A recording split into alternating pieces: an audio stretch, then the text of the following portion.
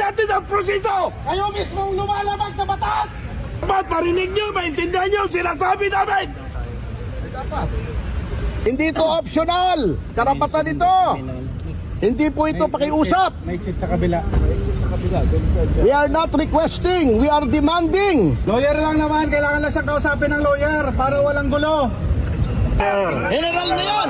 Doon hindi nadaan eh. Yan, mga kababayan, hindi tumutupad sa batas!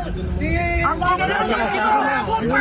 Henry sir, any comment sir? Hindi talaga pinakausap sa inyo yung kliyente. alam naman natin. Nakita nyo naman eh. Gusto namin kausapin man lang sandali. Hindi kami pinagbigyan. Grabe, oh. Ayaw nito sa iba yung dinaan. What's your next action sir kapag ganito? Pupunta kami sa krame. Okay. And Hindi then, pwede yan. At irereklamo namin ito. We will not let this pass kasi kung dating general, ginaganito nila, ano pa kaya yung pangkaraniwang mga mamamayan? Kita po tayo sa krame.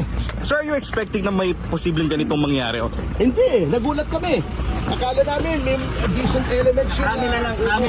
Tara.